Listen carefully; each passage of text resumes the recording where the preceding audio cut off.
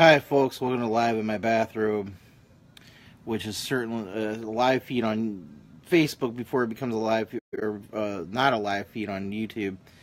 You know, I just realized that my YouTube channel is misnamed because I'm not live in my bathrobe when I'm on YouTube because the live part's already been done.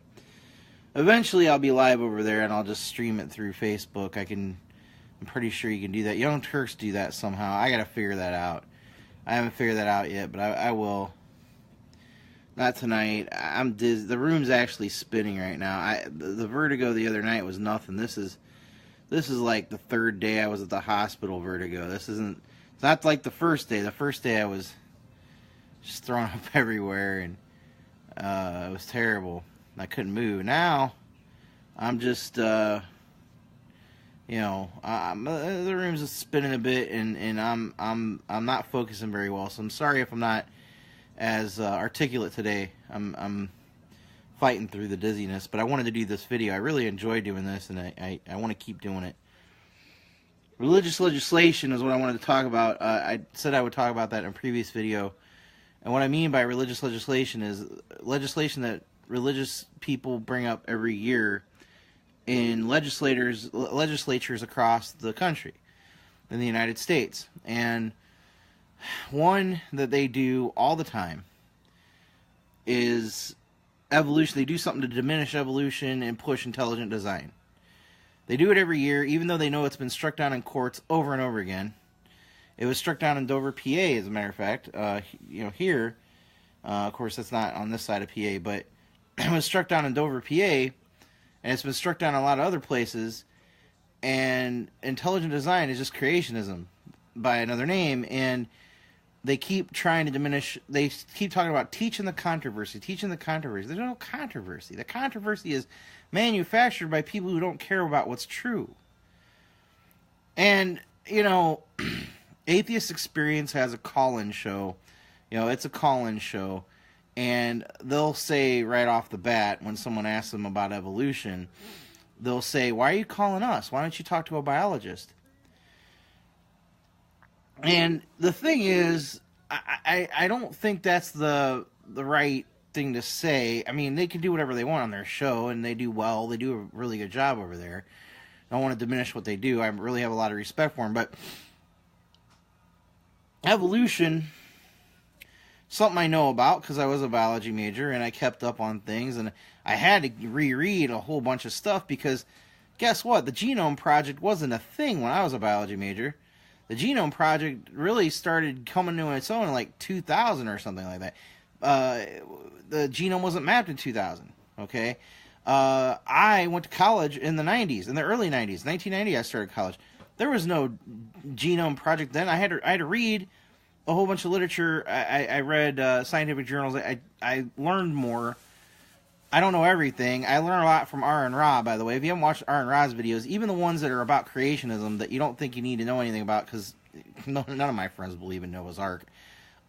Maybe one or two that I met from work that are still on my friends list. I think one. Okay, I think he's still around. I'm not sure if I am there anymore. I know he's on LinkedIn, so I get a little confused sometimes.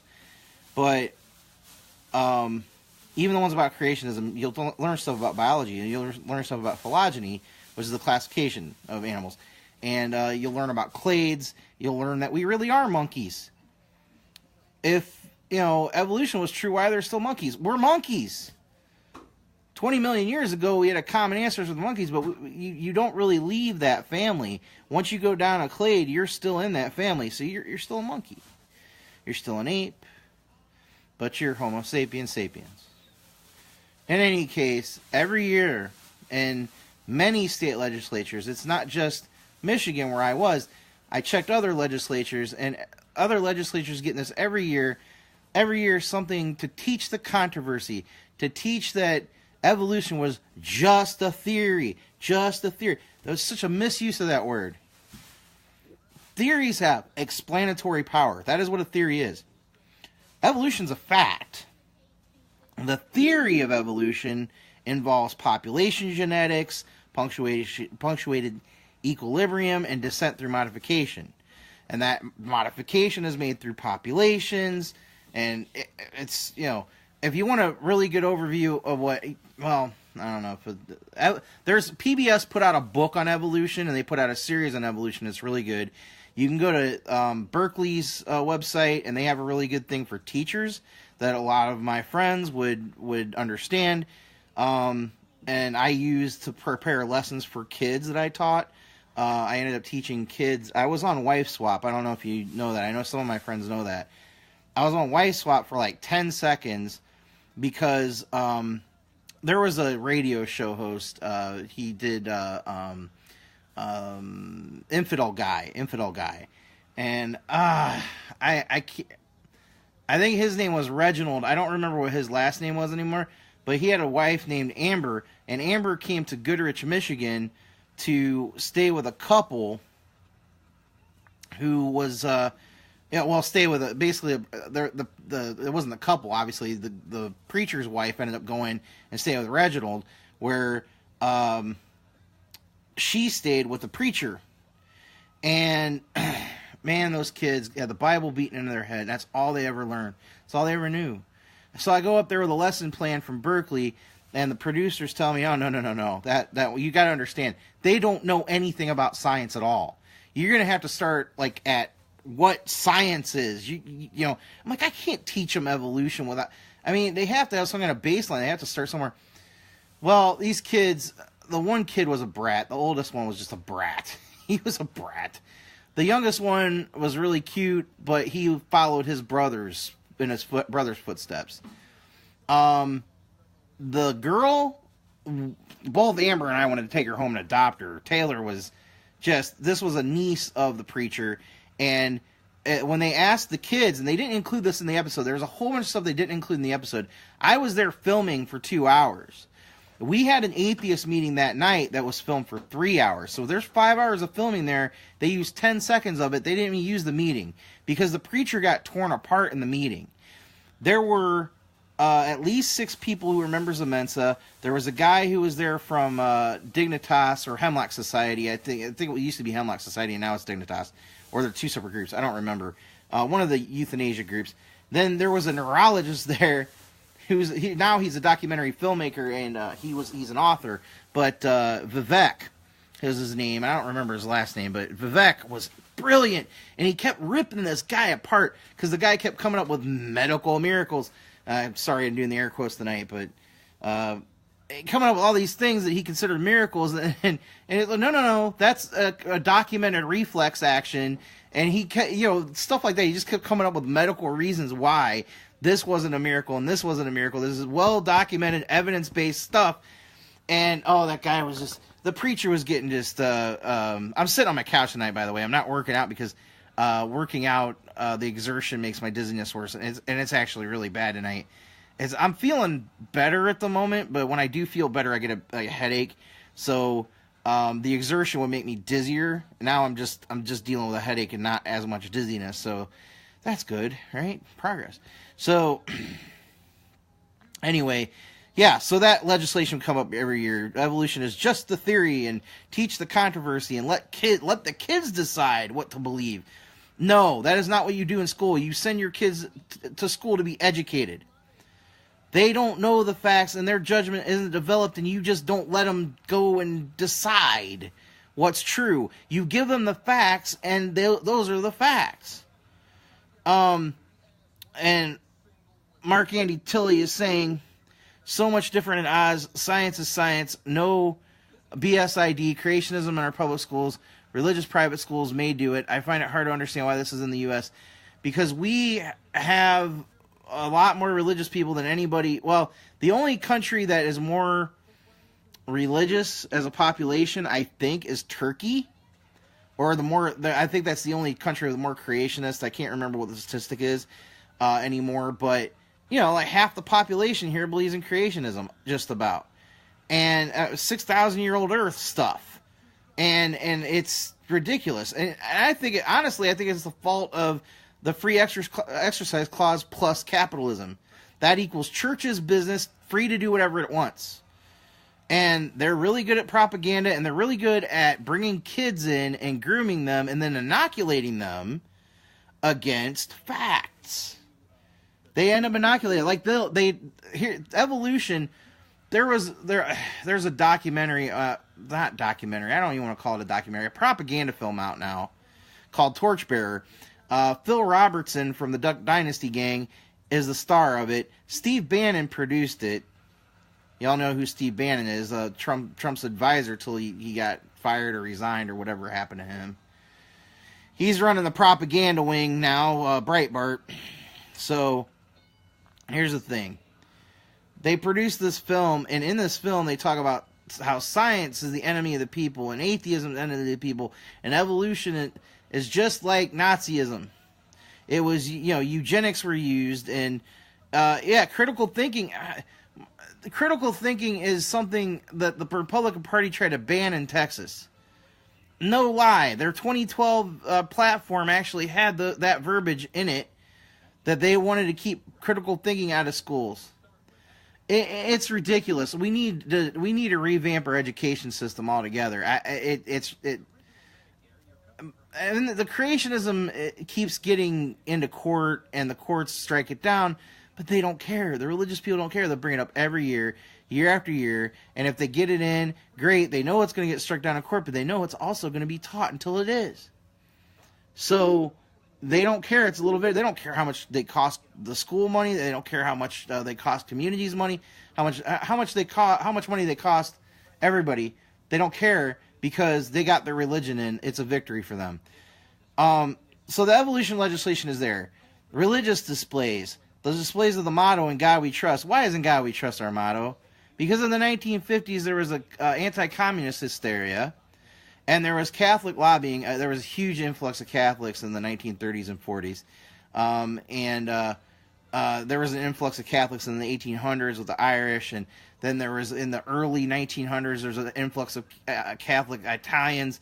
Then there was German, Polish, all kinds of European immigrants that were Catholic because the Pope, the Vatican kept paying for their passage over here because they wanted political power. Well, you combine that with the anti-communist hysteria of the 1950s and McCarthy, and you get what? You get a bunch of religious bullshit. They added "Under God" to the pledge. They added "In God We Trust" as the motto. They put that motto on our paper money. It was already on our coins. It got in our coins, and it was required on our coins because of legislation that Teddy Roosevelt signed. He called the legislation rubbish, but he knew that Congress was going to pass it anyway, and he didn't want to look weak, so he ended up signing it because he knew they were going to overturn him. He didn't want them to get that victory. So, "And God We Trust" is on our money in 1957 or 50. Well, I think they voted on it like 1954 or 5, and then it wasn't on the paper money. I had a 1957 $1 bill that didn't have it on it. It was like phased in. So, but they keep trying to put in like posters. The American Family Association, which is a hate group, an anti-LGBT hate group, American Family Association, just like this Family Research Council is a hate group. The people that put that Values Voters Summit on that Trump spoke at. Trump went and legitimized a hate group, somebody who's been classified as a hate group for decades now, by the Southern Poverty Law Center. He went and legitimized them by going there and speaking. Now, you can argue that he delegitimized them by going there, because none of us think that he's legitimately qualified for president, but he went there and gave them legitimacy under his regime. He sent a message out that LGBT people, we are coming for you. And the LGBT community warned us, many people warned us, that guess what? Voting for Trump is voting against my life. Now, I don't know, there's going to be a lot of discrimination against gay people under this administration. I knew that when Jeff Sessions took office as Attorney General, because he's been rabidly anti-gay, he's been rabidly racist. He was so racist they wouldn't approve him for federal judge under Reagan. And there were some awful people approved for federal judge, but Jeff Sessions wouldn't get approved in the 80s under Reagan because he was too racist. He's anti-gay, and he's in charge of all these offices that are in charge of enforcement of civil rights. Okay, so Jeff Sessions is one of these people. Donald Trump said, he's the best friend of gay people during his campaign. I knew that was bullshit. As soon as he picked Jeff Sessions as one of his cabinet members. Most of his cabinet members are anti-gay. Betsy DeVos, I knew her from Michigan. Oh, that's another thing. I'm talking about religious legislation. I'm getting sidetracked, but Betsy DeVos was instrumental in trying to get the Bible as curriculum in public schools in Michigan. She was also instrumental in pushing for charter schools. Charter schools in Michigan were a big failure. In some states, they do well. In Michigan, they were a failure because the people who wanted to get into it were religious and didn't know anything about education, and they ended up getting shut down because they weren't meeting the standards, or they were teaching religion, or they don't know how to run a business. Okay? But it takes money away from public schools, and there was all these kids that got failed by the system because the charter schools took the money away from public schools. And, a lot of schools in Michigan are hurting anyway. Flint schools and Detroit schools and Saginaw schools, all hurting. And all that money ended up getting funneled into charter schools that were shit. But Betsy DeVos was big on trying to get the Bible curriculum. She worked with David Barton from Wall Builders to try to get the Bible as curriculum in schools. And that happened every single year. See, the thing is, you got to check your legislation. It happens every single year. And this comes back to the whole both parties are the same bullshit. People want to push that both parties are the same bullshit. And I'm here to tell you that if you say that, you do not know anything about politics or anything about the parties. And if that pisses you off that I said that, I don't care. Because every time I hear you say that, it pisses me off because I reported on legislation for 10 fucking years. Okay? I reported on legislation for 10 years, and you know who brought up that religious bullshit every goddamn year? Republicans. Every single time, Republicans. And I could predict it, Republicans. Republicans started a plan in 1979. This is not a conspiracy theory. This is absolute fucking fact. And you could check my facts because I wrote a book on it. I should publish that goddamn book. It's going to have to be self-published. I thought I was going to end up getting marketing for it. That's why I haven't published it yet, because I found it again, and then I talked to, Life Rich Publishing, and they wanted $8,000. And they were going to do all the marketing for me, all the publicity, and that would have helped me get my book out there. Well, I'll have to self-promote if I self-publish, and I don't have the time for that with my career. But I really need to goddamn do it. But the Dominionist Christians, these are people who, let me tell you something about Wall Builders, okay? I'm going to give you some of the stuff I know about David Barton from researching him. Wall Builders is an organization whose name is taken from the book of Nehemiah. Nehemiah was somebody who basically lied to the king that said he was going to go build Jerusalem and make another, like a powerful ally for the king. No, that isn't what he did. He went and used all the people from the region, and you can't see my hands moving, but my hands are moving. It's funny. Anyway, I just noticed my hands are moving all over the place. You can't see my hands move, so I don't know when I'm doing it. But anyway, Nehemiah went to rebuild Jerusalem and he used all the people around, pagans, Baal worshippers, whatever, and rebuilt the city, rebuilt all the walls and made it powerful. Then they kicked everybody but the religious zealots out. And that is the goal of the Dominionist Christian. That is the goal of David Barton. That is the goal that the Republicans have. Not all of the Republicans. There's two factions now. There's the Dominionist Christian zealots, and then, well, three factions actually. There's the old guard who were basically all about business, all about capitalism. Okay, but they're all about they're a dying breed that were about small business, because that's what the Republican Party used to be about. They used to be about the entrepreneur. Now they're mostly about big business. But you got the Ayn Rand followers, and then you have the Dominionist Christians, the Dominionist Christian zealots. Now, the Dominionist Christians started a plan in 1979. This was a strategy that is published in David Barton's book called The Myth of Separation. It's like a 10-point plan, but the 4 points that you need to know, the 4 points that keep coming up, are abortion, gun control, faith, and the LGBT community. marriage equality. They kept bringing that up. Well, marriage equality is now a loser for them, finally. But it was a winner for them as a wedge issue.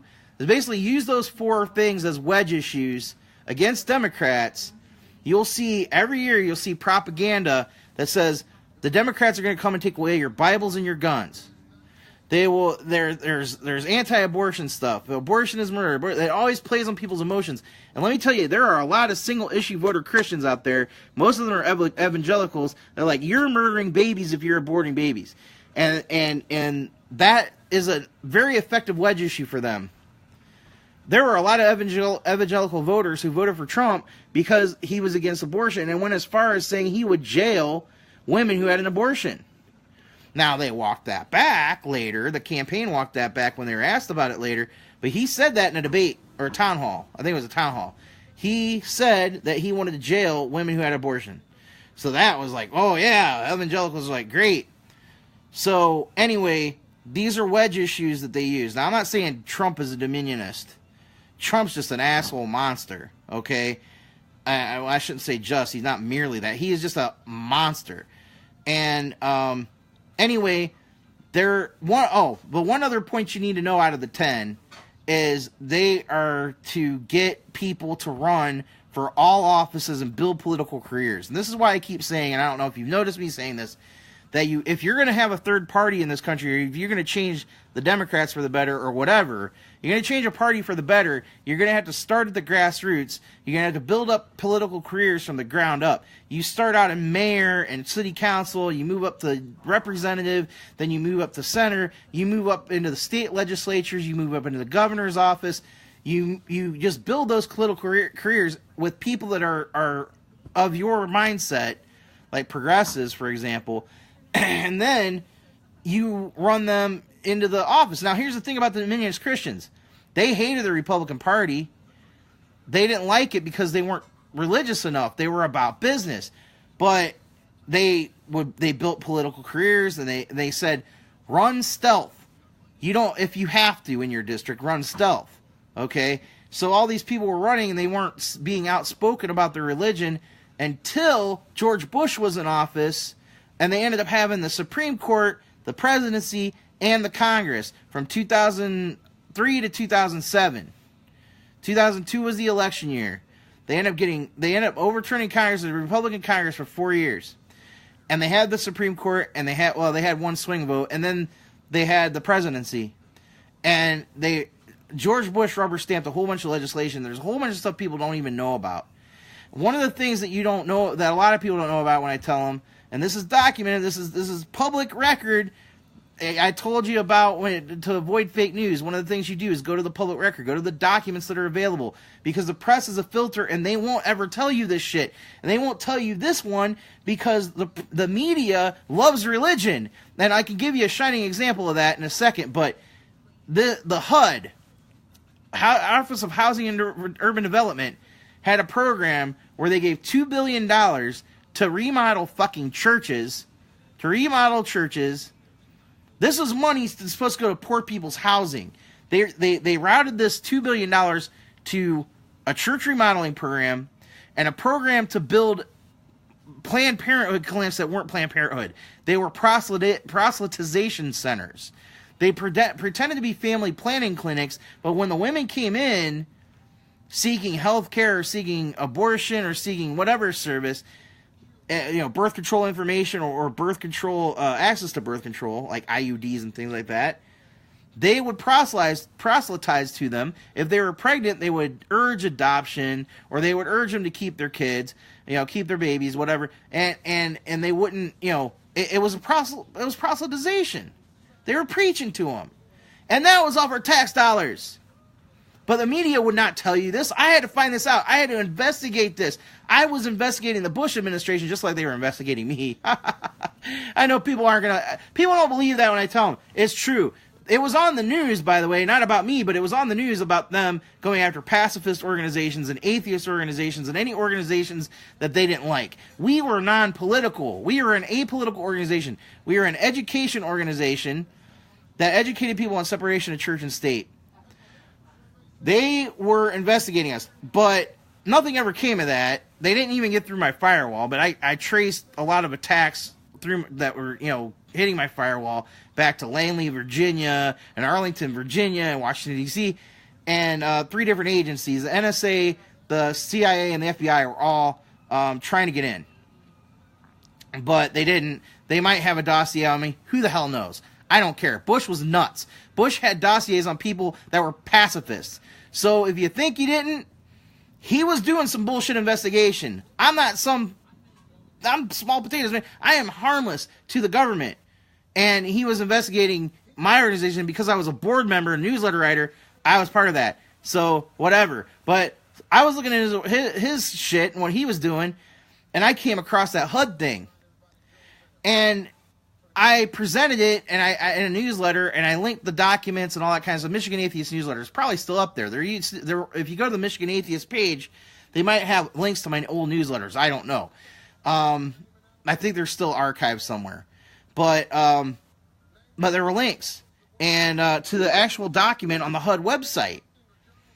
And $2 billion got routed to religious purposes. And then there was the Office of Faith-Based Initiatives he started, and that ended up cropping up everywhere in every state. But you have to watch out for that stuff. Another thing that comes up every year are programs for addiction. And chances are in your state, your budget, your yearly budget includes something for the Salvation Army Harbor Light program or something else along those lines. Some 12-step program, a faith-based program for addiction. Michigan funded it every year. It was also funded in Ohio, and it was funded in Indiana, and I don't remember all the other states because I started looking through other states' legislation because other people weren't doing it. You have to be vigilant, and it's a pain in the ass. It really is. Going through all the legislation, you can search keywords on Michigan's site and other sites. You can search keywords. If you search for 10 Commandments, there's probably a legislation to put 10 Commandments in your state somewhere on the Capitol grounds or whatever. In God We Trust, you can search for that. You can search for evolution. You can search for intelligent design. You can search for all this other stuff. There's always abortion laws coming up. And so if you've ever belonged to a political org in Australia, ASIO knows about you. Pretty sure your equivalent does the same. Well, yeah, I mean, it's possible that they want to know at least baseline information, who the players are and stuff like that. Bush was I don't know, Bush was adamant about it, and it was crazy. But Bush got reined in where Trump can't get reined in. Trump doesn't listen to anybody. This is all the reports say he doesn't listen to anybody. Bush listened to people. Bush listened to his handlers. Some of his handlers were terrible people, like Karl Rove and Dick Cheney, but he listened to his handlers and he didn't get, but I'm not going to say Bush was better because Bush actually accomplished things that were horrible. He had Guantanamo Bay prison. He had Abu Ghraib and the other prisons in Iraq, displaced a bunch of Iraqis, killed hundreds of thousands of people in Iraq and Afghanistan. That includes the civilians and the soldiers, our allies. He was a war criminal. Given the chance, Trump will be a lot worse. If Trump is allowed to accomplish his goals, it'll be a lot worse. But Bush was a lot more effective because he had all that political capital after 9/11. Oh, they were pushing religion so much after 9/11. Religion. Oh my gosh. And he had a 90% approval rating. He'd get away with whatever he wanted, and he did. And there was a bunch of money that got routed to religious programs. Not just the HUD thing. But that's what, you have to look in your state legislatures because it happens every year. And I wouldn't be surprised if this stuff comes up in Australia, too, and other countries, because these religious people are all over the world. They have the reach everywhere. The Dominionists are mostly evangelical Christians that are here, though. And their plan culminated over 30 years, and they had people in, every Republican in Congress knew David Barton. David Barton was the vice chairman of the Republican of the GOP in Texas. So they all knew. I could put him in a room with every Republican that's elected right now, except no, pretty much every. I think Paul Ryan's about the only one. Rand Paul. Everybody thinks Rand Paul's so libertarian and shit. No, he's a religious nut, just like his dad. He's actually worse than his dad when it comes to religious nut. Ron Paul's a religious nut. Ron Paul believes in this war on Christmas bullshit comes up every year. I blame Bill O'Reilly mostly, but because he's the one that pushed it in the media. But that war on Christmas shit comes up every single year, and there's always like a House resolution, that a non-binding resolution to support Christmas and support this and that. There's a lot of religious non-binding resolutions that you don't know about, you'll never hear about. Media isn't going to report it. Media doesn't report on legislation. If it bleeds, it leads, and legislation doesn't bleed. They barely ever report on bills unless it's something egregious or it's something that will help their ratings. Most of the time, they're not going to go over the budget with you. That's dry stuff. Nobody wants to listen to all the budget fucking line items. But if you don't go through the budget, guess what? That's your tax money that's paying for shit you don't want to pay for. So that stuff comes up every year in the budget. Like I said, the Salvation Army's Harbor Light program. It is a faith-based addiction program. It is not evidence-based. I prefer that addiction be treated as a public health issue, and that it's treated with evidence-based medicine. There is evidence-based therapy for drug addiction. There's medicines for it. And that's how it should be treated, but it's not. It's not treated that way. So, what else came up every year? And that's the thing. It's funny. Arlene, oh gosh. My friend Arlene died in July of 20. Time goes fast. I think it was 2015, and I'm sorry if I got the year wrong. But it's recent to me. I mean, it feels like yesterday. She died, and she is a real influential person. She really got me into activism. And Arlene there was a guy who came to speak at one of the meetings, and she got really angry with him because he was running for governor for the Green Party. He comes into our organization. He says, "Oh, I was here 10 years ago, and you guys are all fighting the same thing, fighting the same battles, as if we didn't do anything." Well, our organization and Americans United for Separation of Church and State and Freedom from Religion Foundation were constantly stopping things from happening. Like the Bible curriculum thing. Arlene went alone to Frankenmuth, Michigan, and other places. I remember Frankenmuth because she told me all about that one because there was an incident up there. But Arlene would go to these cities alone and speak on why they shouldn't have the Bible as curriculum. And she won a lot. But this guy comes in like he knows something and says, "You're fighting the same battles every year. You're fighting the same battles you were fighting when I was here last. And how effective can you be if that's the case? What is the purpose of this organization if you're still fighting the same battles?" Because we stopped a lot of those things from happening. And the thing is with this asshole who thought, now this is the thing about the Green Party. I liked a lot of what they stood for back then and now even... although Jill Stein wants to pander to anti-vaxxers. She's not an anti-vaxxer herself, but she'll pander to them like crazy, which is dangerous too. I mean, you shouldn't coddle that bullshit. But anyway, this guy thought, I'm going to go for the governorship. Nobody knows who I am. I'm not going to run for mayor, city council. I'm not going to build my political career. I'm just going to go for governor. Just like Jill Stein's going to go for president. What the hell else office has she held? None. So you're going to go for president. Of course, Trump hasn't held an office either, but Trump shouldn't have been elected. And I don't even want to go into why he got there because I've already said that to so many times on my videos. Probably sick of hearing about it. I'm sick of hearing about it. I'm fed up. I'm fed up with the bullshit. I'm fed up with she won the popular vote. I'm fed up with the Russian hacking and all this other stuff. I'm fed up with that because 46.9% of people stayed home. That's the thing you need to focus on. As those voters weren't reached or they were disenfranchised and they stayed the fuck home.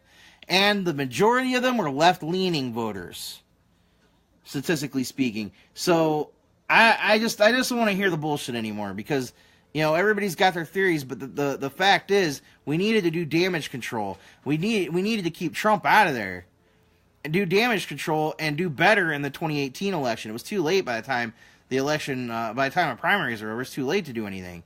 In 2016, we had to do damage control, and in 2018, do better and get more progressives in there and do better in 2020, and that's the thing. So I don't want to go over the last election again, but suffice it to say that we have an evangelist in chief, even though he has no values and probably hasn't really been to church much. He's pandering like crazy. You know, they say Hitler was an atheist, and that's bullshit, by the way. He was a superstitious guy who believed in like occult stuff and that kind of thing, who identified as Catholic. He was nominally Catholic, but he believed in all kinds of superstitious voodoo shit, okay? But Trump might not be religious in the sense that other people think about it, but he's using it as a tool.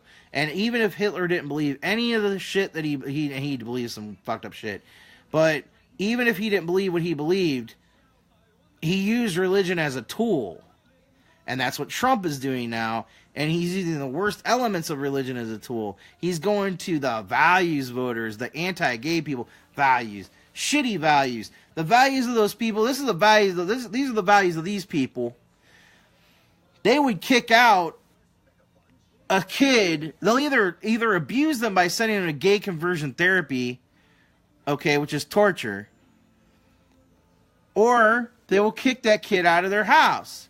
What fucking kind of parent, what kind of shitty parent kicks a kid out of their house? You raise that kid, you're supposed to love that kid, and unless a kid murdered somebody, what the fuck are you doing? Why are you supposed to love your child? Now, there's no such thing as unconditional love. Okay? But your kid didn't ask to be born in this world, and you should be doing something, like, unless your kid does something to really, you know, mess with you or hurt you. You know, a kid being gay doesn't hurt you. You hurt that kid by not providing a support network. You hurt that kid by not being loving. And if you're really a Christian, you really believe in forgiveness, and you believe in redemption, you'll remember the story of the prodigal son, where the kid ends up coming back and repenting or whatever. You're not giving that kid a chance. So you're a piece of shit. You're a piece of shit parent. And you're saying you're a values voter, you're a piece of shit.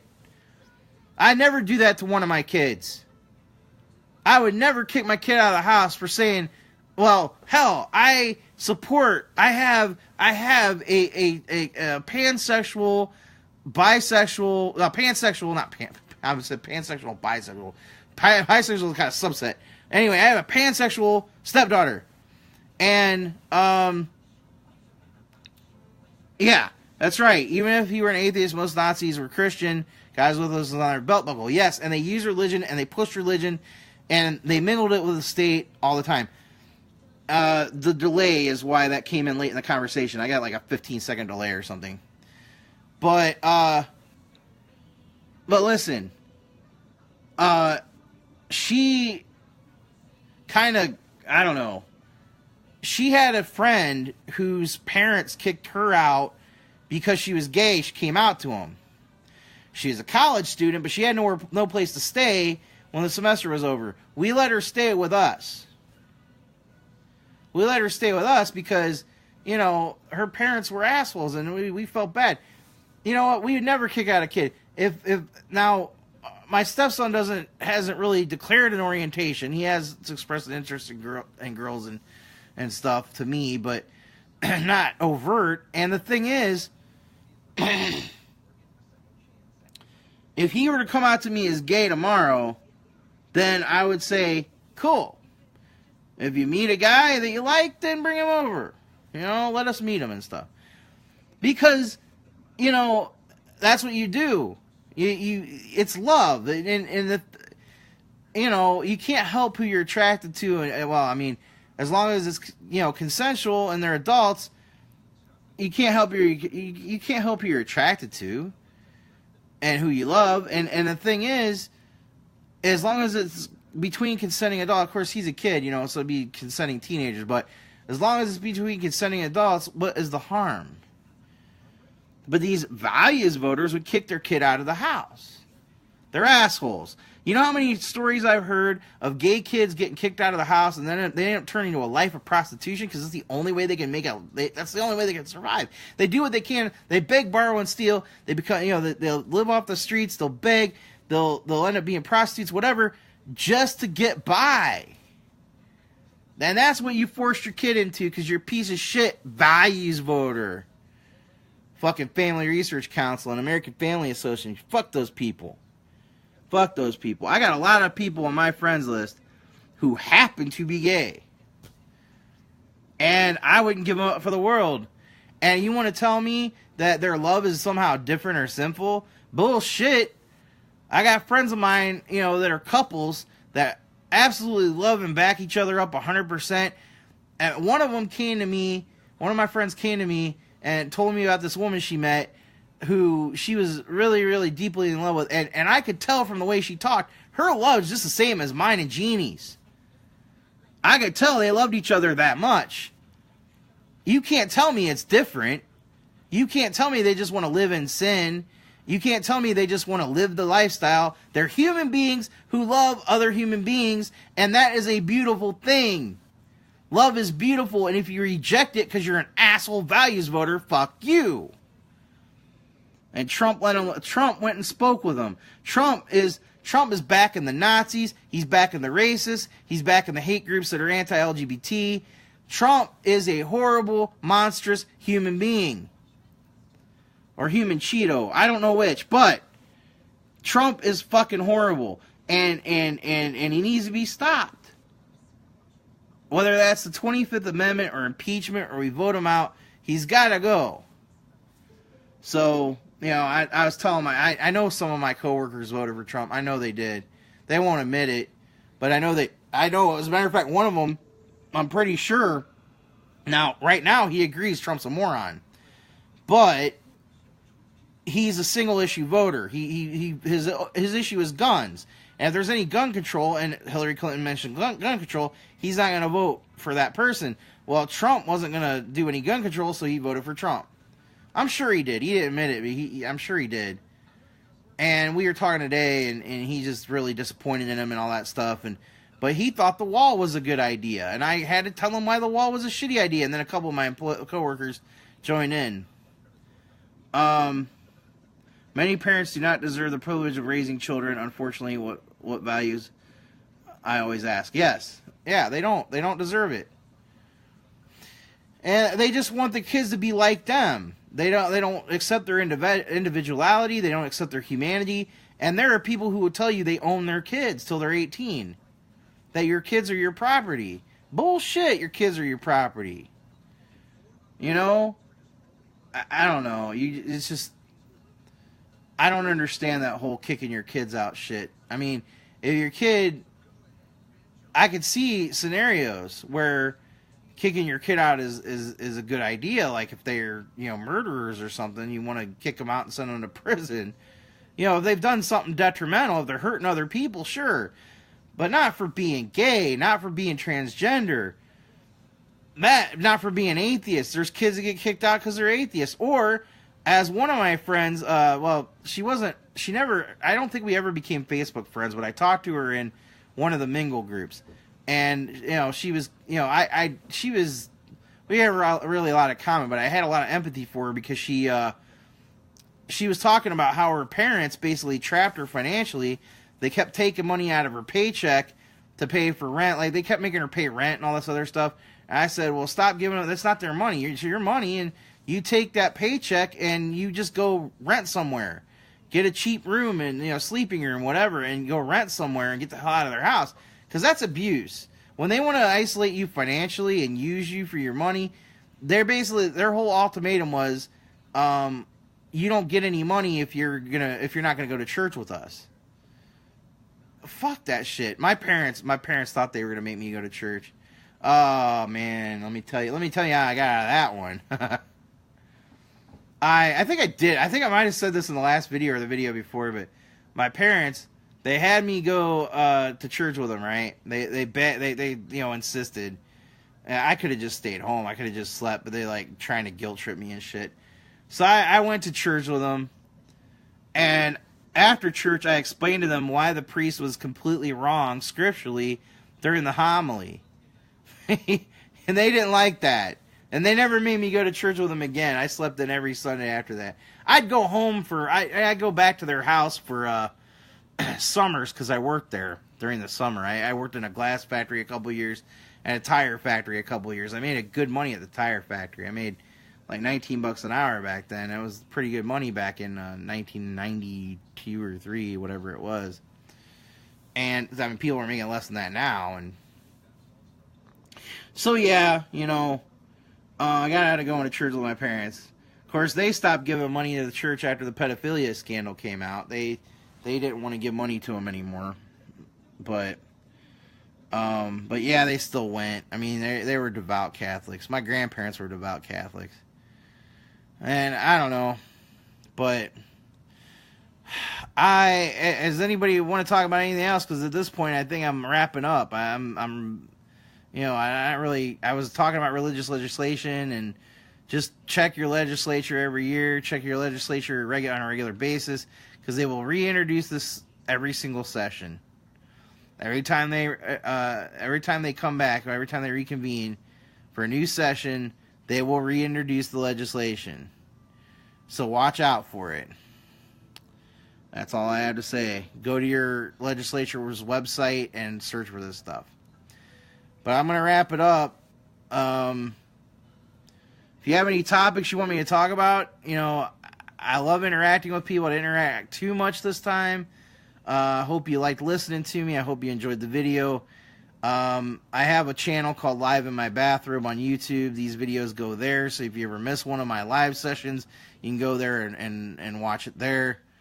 Like it, subscribe it, share the videos. I appreciate it. All right, cool. Thank you for joining, Mark Andy Tilley. I appreciate it. Enjoy your shopping. I'm going to probably get something to drink, and, well, it's too early to go to bed. I'll probably watch TV with Jeannie. So I'm going to enjoy my time. Thank you very much. You're awesome. Have a good night.